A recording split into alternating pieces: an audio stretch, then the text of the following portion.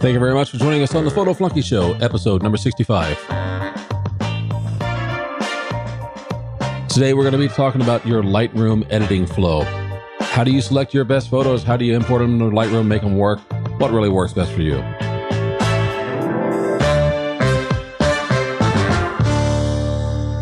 Thank you so much. My name is William Beem. Hi, my name is Lee Beem. And of course, welcome to the Photo Flunky Show. You're going to find show notes are going to be available for this episode at williambeem.com/episode 65. There's a transcript of the show there for free. And of course, you can find links to subscribe there, or you can check out all of our episodes in the past at our dedicated player at photoflunky.com. Before we get started, I also want to tell you, I've got a free ebook for you called Creative Portraits. It kind of goes over the emotional and visual and artistic side of portrait photography rather than the technical side. It is free. It's available for you. You can download it at williambeem.com/freebook. Or if you're on the run, you got your mobile phone with you, not a problem. Go ahead and send a text message, CP book, to 33444. You'll get a response and it'll ask you for your email address. You just type in the email address where you want the book sent to you, and it'll send the PDF off once you send it in. So that is text CP book to 33444. Today, we're going to be talking about Lightroom editing, and we're not talking about post-processing when we talk about editing. This is kind of like after you've gone out and you've done your shoot, how do you cull through your photos and pick your winners from your losers, and which ones really are, what's your process for going through and selecting your best photos?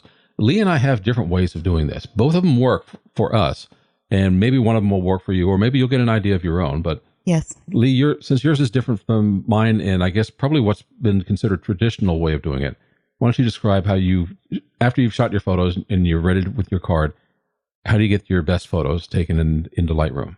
I'm pretty quick to get my stuff into Lightroom. Once I've taken a set of photos, if I don't get them into Lightroom in about a week, I'm probably never going to look at them again.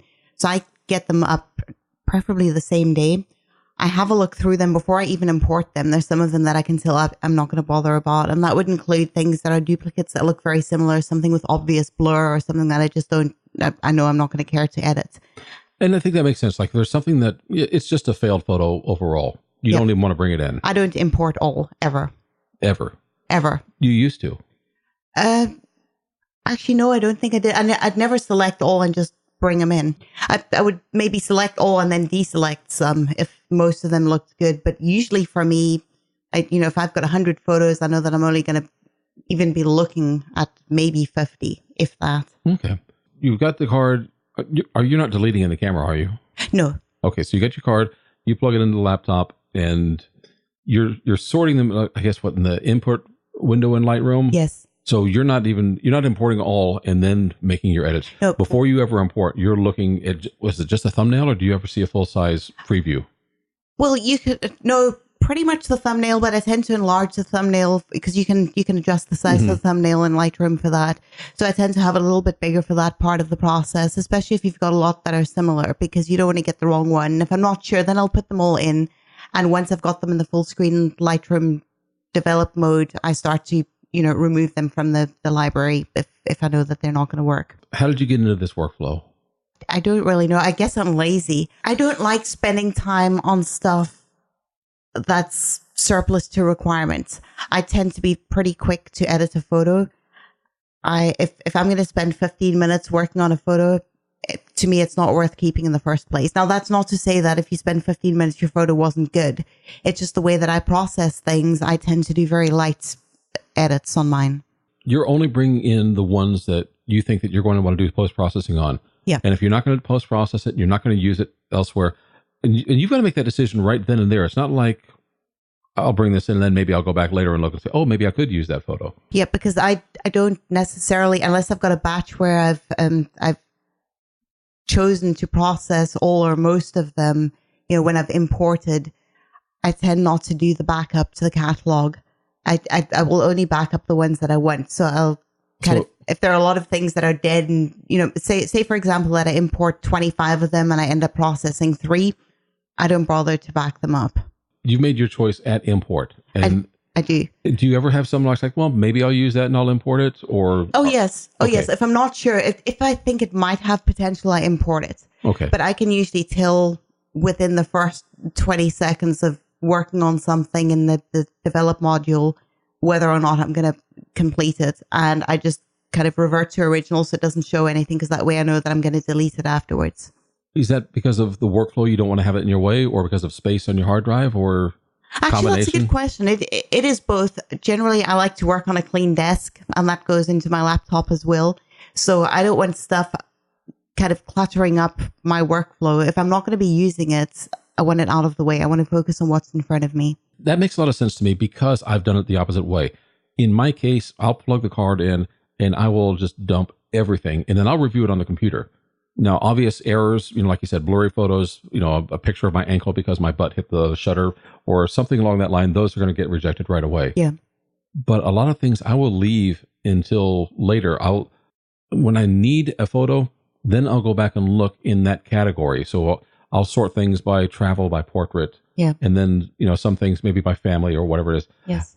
But I'll also do keywording at the time for everything. So if I do that, yes. If I know that, and this is an example we always use, we went out to Walt Disney World. If I import a bunch of photos that were from Walt Disney World or from Magic Kingdom, just stuff that's generic to the day, I'll import them and keyword tag them that way. Then later on, I'll go and look through them and I'll say, okay, this is specifically Cinderella Castle. This is Splash Mountain, or whatever detail that goes with it. But I may not process them right away.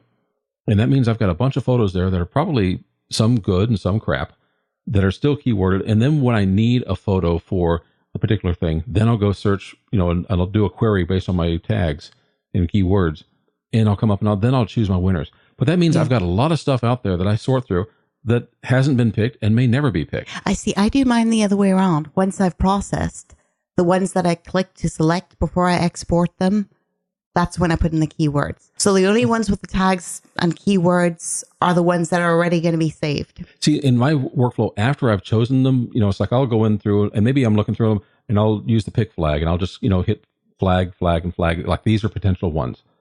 And once I've processed it in a way, I've done my post-processing, and I know that this is a finished photo, then I'll mark that with green is, finished, and I want to share this. Blue is something that I think is worth portfolio. And I'll also use the star rating of 4 and 5 for the winners that way. I don't think I need to use the stars. I mean, people have got all sorts of things with using stars, and it's just, I don't know. It's you don't want a photo that's a 1 or a 2. So everything's either nothing or it's a 4 or a 5. If it's a 1 or a 2, why have you got it? I know. The thing is, I'm laughing because I don't use stars. But I'm different to you. The only time I use a flag is the stuff, it's kind of like the crap that's going to go, because it just makes me easy to select. It makes it easy for me to select those. So I don't use flags for the good stuff. I actually use flags for the trash. I do it the other way. Well, first off, you can flag something as rejected. You can just hit the letter R and Lightroom will mark it as rejected. But I use colors. So I had this workflow. When I imported everything, it would come in as yellow or orange, depending, because I started with Aperture when I built this color workflow, and things are slightly different because the colors aren't quite the same. I would go through with, I think when in Aperture it was orange, and then it would go from yellow, as a work in progress. So if it's orange, it was like either something I could work on or something I'd reject. And that was why orange, because yellow is a work in progress. Orange is, I haven't reviewed it yet. Got it. Because the other side of it is red would be rejected. I mark anything as red, it's rejected. If orange just means I haven't even looked at it yet, or I haven't evaluated it. Yeah. So that way, every time I import something, I know the state of it based off of that color. And that's my workflow process. So it was orange, was haven't seen it. If it's rejected, it's red. And even though Lightroom has a rejected thing, I found it easier just to hit the number for red, because then I can go do a quick sort on all of them, because it fits with my mind's workflow. Since orange is between, yellow and red. Yellow, okay, I'm going to work on this. Traffic light system, really. It really was a traffic light system. Green is good. Green is finished. Yeah. When you got to stop. Red is not rejected. Happy. Yeah.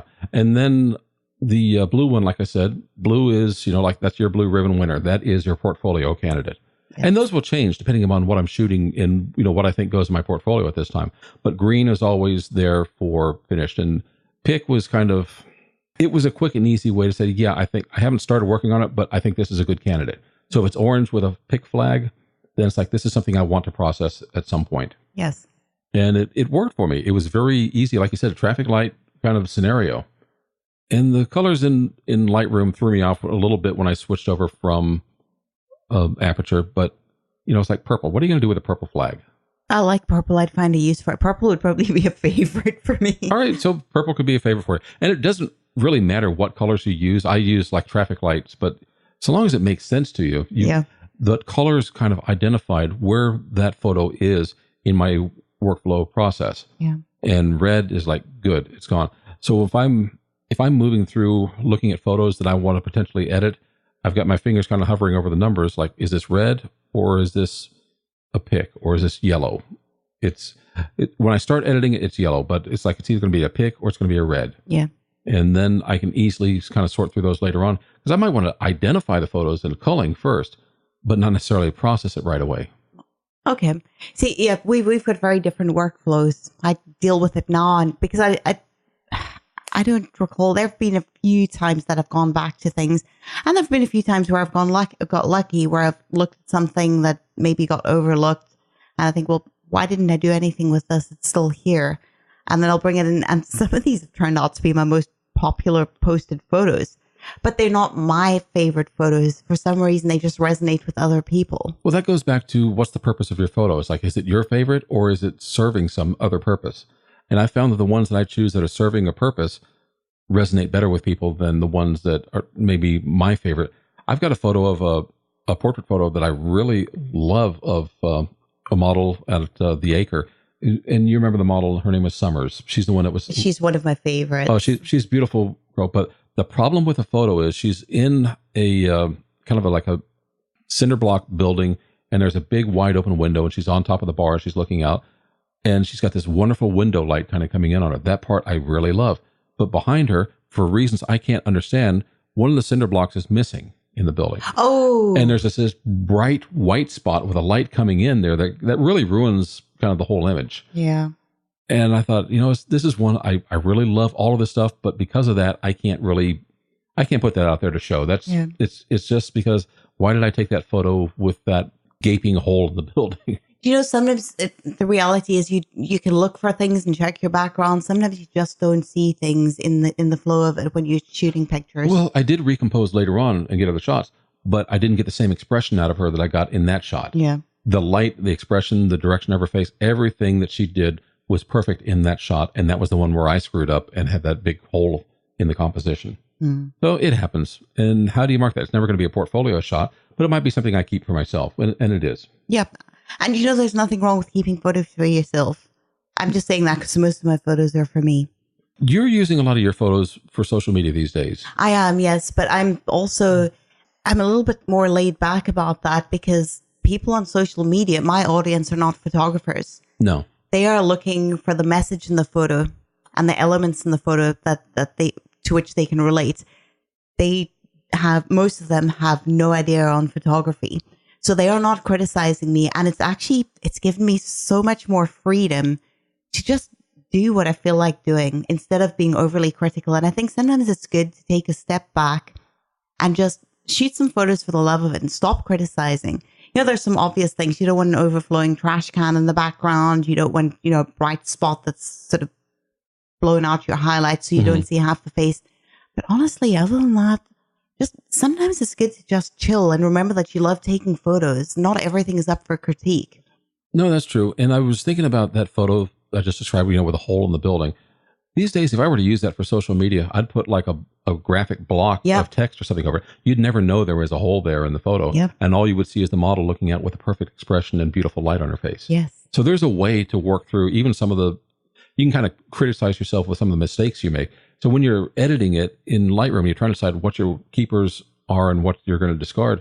I haven't discarded that one because I like the photo, but also realize now it's a usable photo if you use it as a graphic element. And then you can just kind of put some text, not just text, but like a text box over it. Yes. And that way you can share your message and the model can support the message.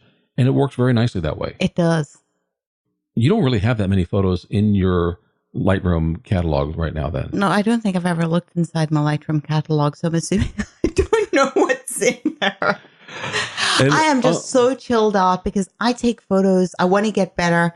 I set myself challenges, seasonally something will come up and I'll go through a stage where I want to improve and work on something or learn how to master something. But I really take photos because I love it. And I tend to shun the tech. I say this carefully. I sometimes tend to shun all the technical aspects of things, not just the technicalities, but you can get very caught up in stats. Well, that's kind of what we talked about on previous shows, like creative side versus the technical side. And the downside of me for the technical side is I've spent money on a couple of disk arrays to save all these photos that I'm never going to look at, really, or never going to process. And yet the reason that I don't go back and delete them is because there's always something else that's more important to do. The idea of going back and saying, I really need to go look for the photos that I hate and I'm going to delete takes time and effort, and it's not the most important thing to do. Also, I think you get to a point where you reach a certain volume of things in your library where you know that there is absolutely no way to go back and fix what's done. And I think the way forward is, if you're going to change your workflow from that point and just accept that the other stuff is there. You know, there's a difference between trying to go through 2,000 images and 20,000 images. When you've got 20,000, forget it. Just make a new start point and change the way you do things if you want to do so. Well, I've got tens of thousands of images in my Lightroom catalog, and it's flowing very nicely. I know how to find the ones I want because of the keywording that I do. Yes. And it's very easy to do. I'm still got a bunch of out there that I'm probably never going to see the light of day outside of that catalog. But then the reality is, because you have a different purpose for your photos, you are more likely of the two of us to actually want to go and revisit some old photos and then maybe import and process them. Oh, that's the way I work. Just because I've imported something and marked it as something I want to process doesn't mean I'm going to process it right now. I may not process it for a year or two. That's right. But I tend not to do that because I also know, that's also because I know myself. I don't go back and look back into unfinished things. So the things that are most important to me or necessary to me for a specific project, I deal with them at the time. I take photos for what I need at the moment, but also I'll take some for someday. And I don't know if someday will ever come. But I mean, that goes everything from background photos to texture photos to little details, or just a model with, different kind of pose or something like that. I never know if I'm going to need this or not, but I thought if I'm there and I've got the opportunity, let's take the shot. And if I ever need it one day, I can go back and say, oh, there, I've got the model with green eyes and a blue hat, or whatever it may be. See, that makes sense to me. And honestly, if I were taking photos like you do, you're into a different kind of photography and for different purposes. And if I were doing that, my workflow would be different. That's the reality. So I don't think it's so much there's a right or wrong way, but there is an appropriate way and a suitable way for you that fits what you're doing at any given time. And that most of the time, I think that will change over time. Well, I agree with that. And that's why I don't really believe in a one-size-fits-all workflow, because not everybody has the same needs. If you had to go through all the stuff that a lot of photographers are going through with how you import, how you keyword, how you make up these collections and so forth, you wouldn't want to bother with it all. You'd probably just rather use your iPhone and be done with it. I agree. When I started using Lightroom, I loved the software. I still do.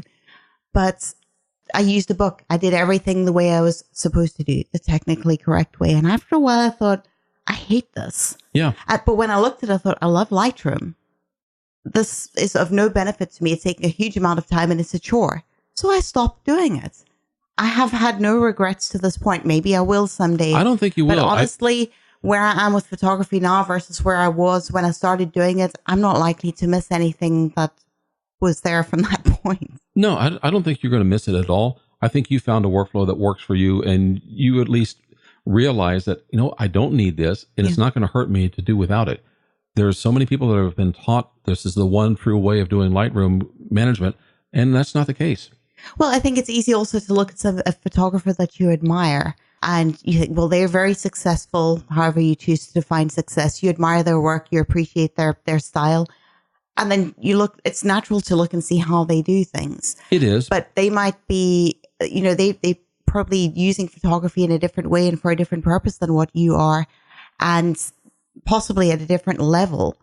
Their workflow has to be different for what they're doing. And theirs might not even be the best way for what they're doing. It might just be what they're good at. I don't even think of it as necessarily as a level. I've seen a lot of amateur photographers that are just as good as a lot of professional photographers, in some cases better. That much I know. But they don't necessarily have the same need or drive to go off and do a catalog shoot or to shoot a sports event or a concert event and then have to send things off to a wire service. They don't need to do the same things. I agree. So what you need to do with your photos, I think, should dictate how you manage Lightroom. Yeah. All I'm saying is don't be intimidated or feel pressurized because somebody else does something a different way. The right way to do things is the way that works for you. That sounds good to me, and we're going to leave it right there.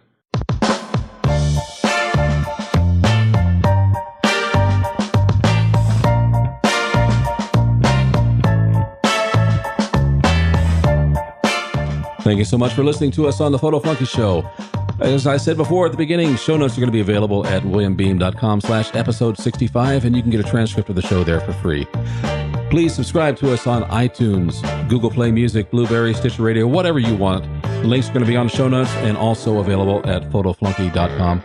And, there's something we haven't asked in a long time. We've been doing this for 65 shows now? I would really appreciate it if you would go to iTunes and give us a review. Tell us what you think, but leave a review down there so that way other people who are looking for photography shows and discovery have something to find out. Yeah, so that they can know that you like us. And if you don't, let us know that too. Thank you so much. We'll see you next week.